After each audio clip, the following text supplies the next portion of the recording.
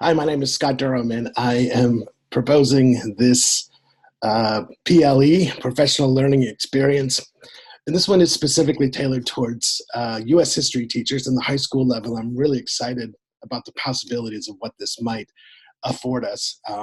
So I kind of want to take you through what I got planned. And to do that, I will share my screen and take you through why I think this is an important project for us to embark upon.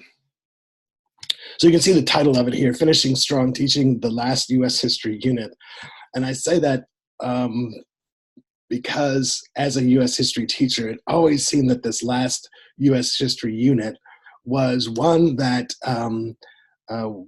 we got to if we got to it. And that's unfortunate. And we'll talk about maybe why that might be unfortunate in a little bit. But this is really focused on this last section of American history that the Michigan Social Studies Standards asks teachers to teach. So before we get to that, let me tell you a little bit about myself. I began teaching social studies in 1995 here in Michigan at Lakeview High School in Battle Creek. I've taught world history, U.S. history, and government, as well as a plethora of electives that I have written, and one I'll talk about it here in a minute. While I was teaching, I was part of a Teaching American History project, kind of a group leader of that, where we partnered with historians and educators from Michigan State, where I think we had 5 teachers from various schools who came together. We wrote a unit, we implemented the unit, we watched each other teach the unit, we improved the unit, we critiqued it, and it was quite a process that we went through to make this this fantastic learning experience. That one was about the Cold War in particular. That was, again, one of those units that maybe a lot of teachers didn't really know how to access very well. So we learned how to do that. We did it well, I think. I also wrote and implemented a curriculum for a class that focused on the issues of race, gender, poverty, power. And it was very interesting because that class was taught at 2 different high schools simultaneously in 2 separate school districts, both in Battle Creek, and we did go visit each other from time to time. But just that the ability for the teachers, both at my school and the other school, to work together, and the students to work together was so fulfilling, because there's just nothing that makes writing curriculum more powerful than to do it together, and to have those discussions with your colleagues about what you want to do in the classroom. And that's something that we don't really get to do a lot of. One of the electives that I did write and implement and continue to teach is one called 9/11 and the War on Terror. And I say that because I think this year might have been the first year that almost every student had not yet been born when 9/11 occurred. And so for people of my age, 9/11 is one of those seminal moments in American history, or in our lives. And to think about it in a historical sense can be very difficult. And it was difficult for me to write this curriculum, not with the biases of my own experiences not being a part of it. But this is what this last unit in American history, according to the Michigan Social Studies Standards, is about. It's really about these last 30 years leading up to the world that we live in today. Probably I want to tell you that I am seeking a PhD in curriculum instruction and teacher education at Michigan State. I'm starting my 4th year out of 5, so getting near the end. So excited about that. But in that process, I've been able to teach social studies methods to both undergrads and graduate students, basically how to teach social studies. And so I have a good foundation for that.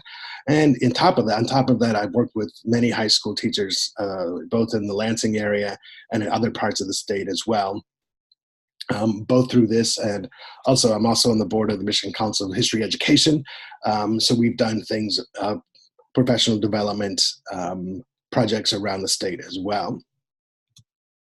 But let's get to the problems that this professional learning experience, it will be designed to address. First of all, it's this last unit. And like I told you before, we just run out of time. There isn't enough time to teach this unit usually. And sometimes, what could be a nice 2-week unit ends up being a couple days, which is difficult and even more problematic when we think of when we look at any curriculum, the cohesiveness of it should be about, starting in a certain place and then getting to the middle and then finishing strong.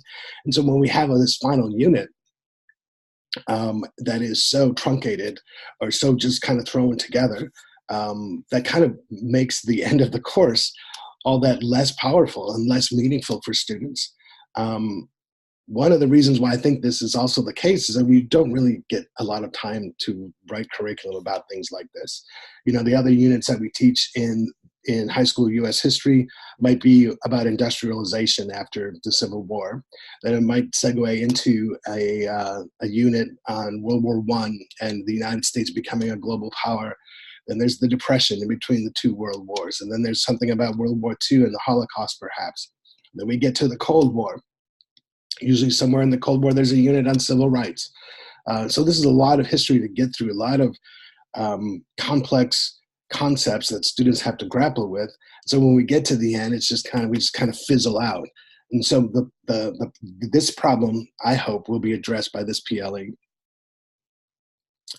Also, this final problem is one I just also talked about. It's sometimes difficult for history teachers to think about the lived lives of ourselves as history and to think about it in a historical lens rather than a personal lens. And so hopefully by focusing on this, by addressing this problem, by throwing it out on the table while we're writing this curriculum, we can create a very historically centered unit rather than one just of personal stories.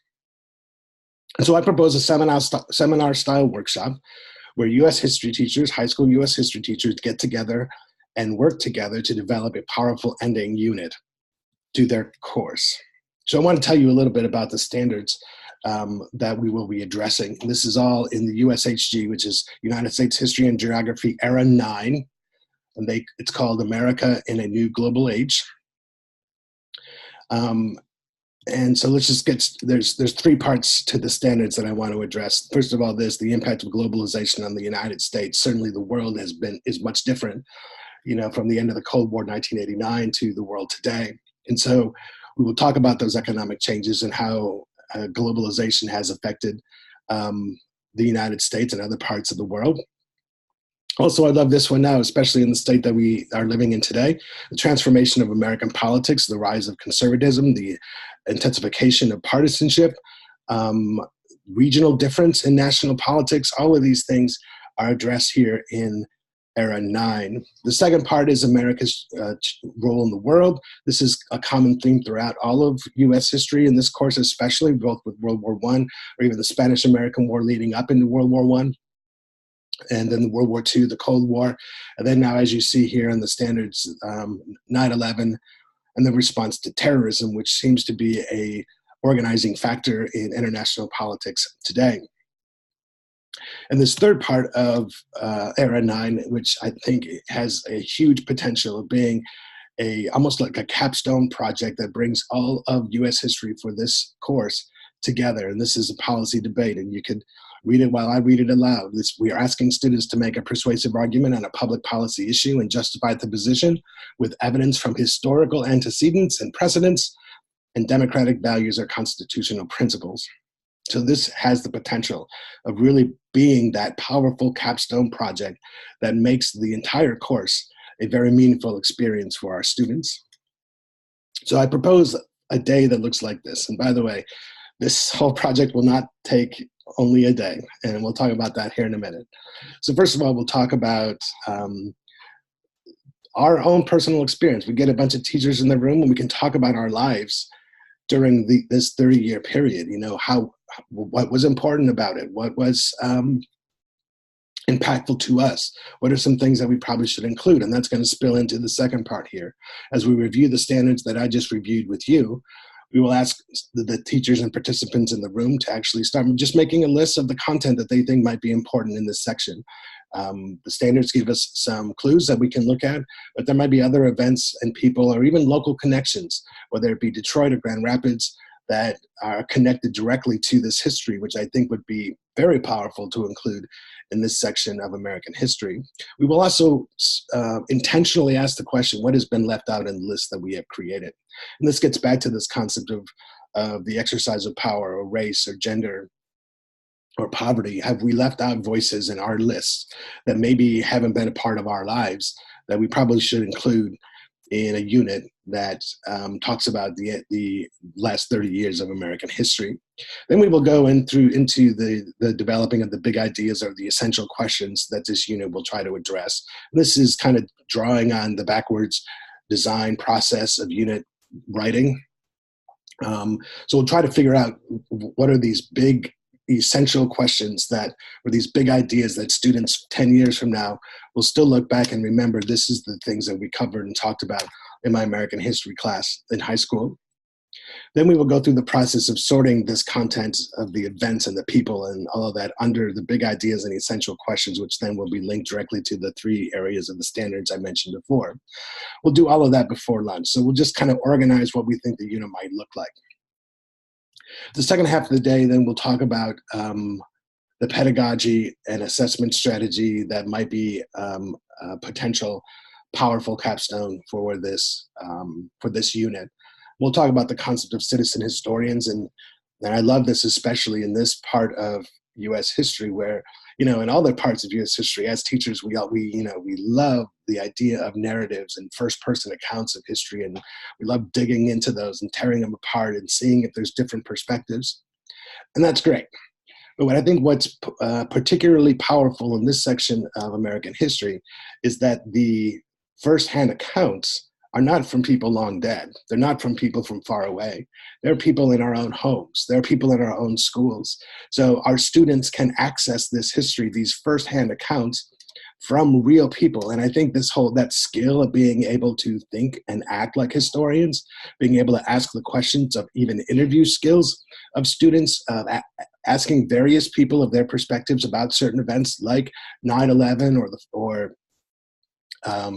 the rise of conservatism, for example, or Ronald Reagan, or any of those things, we'll get we'll get students to ask people about their personal perspectives, which I think will be a very powerful thing and a very important skill for them to have as they move forward on their lives. We'll also talk about technology and how we can maybe use technology to make this capstone project a more authentic project for students, meaning is there a way to disseminate their knowledge and their research and their public policy arguments to a wider audience besides those just within their classroom. And I find it exciting too, if we get teachers working together from different parts of the state, that audience could be, in fact, students in different parts of the state in different schools. And again, I have a history of being able to do that. And I think through technology now, that's very easy to do that. So we kind of want to talk about that here as well. Finally, we'll talk about assessments, what an assessment scheme might look like, what formative and summative assessments we might want to include, whether the final capstone project is the summative assessment at the end of the unit, or is there a different thing that we want to do? What are the formative assessments that we can place throughout the unit that we can commonly use maybe across schools, across cities, to see how students are doing with the content knowledge and with the ideas that we've addressed in our big ideas and essential questions. Finally, from 2 to 3, we'll just talk about maybe how then to pedagogically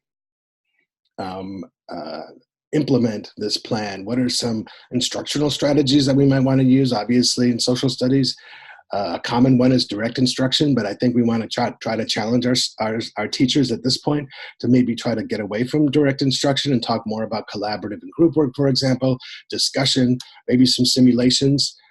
Because we're doing these public policy debates, perhaps a Socratic seminar or two would be appropriate in this unit. And these are all skills that maybe teachers will have to work on and develop themselves. And so we'll talk about that from 2 to 3. Also, we'll have a bunch of resources that I will make available to all of the participants that they can draw on as we think about what resources that we want to use throughout the course of this unit, including primary sources, which are ones that students might create themselves. There's plenty of videos and other aesthetic texts about the Cold War or after the Cold War, the War on Terror, 9/11, all of those things. Certainly some great secondary sources as we reflect on the last 30 years that are now available to us. And anything else that we can find and put together These will all be shared with the participants at this time as well. When this day-long session is over, I will then synthesize what the group has come up with. And if we do this both in Detroit and Grand Rapids, I think that would be fantastic to see if the two groups have developed different units, or are there commonalities that we can find and put them together. I will then synthesize these, like I said, and I'll publish it in a Google Doc, which will be accessible and editable by all the participants who have come to the PLE. And we will continue to work on this throughout the summer, editing, improving. Maybe someone finds a different resource we can throw in there. And then we'll have a final unit, hopefully with the formative assessments and the summative assessment at the end. And the goal, as you can see here, is to have a very powerful, meaningful unit that brings the entire U.S. history course together at the end and offers students opportunities to think about, this is really important, the impact of American history on their lives in more authentic ways. So, too often history is in the past, and really we don't see its connection to our daily lives. But these past 30 years especially, I don't know how we can connect American history to the world today without really looking at the last 30 years, because a lot has happened that has shaped our experience in the world today. So that's my proposal. You can see, again, I'll be totally accessible to all the participants throughout both the summer as we develop this, and then even in the course of the school year. Part of my commitment in my PhD process is to be committed to the community of social studies teachers, and especially history teachers in the state of Michigan. And so I will just not drop the ball at the end of this. So that is my proposal, and I look forward to hearing from you soon. Thank you.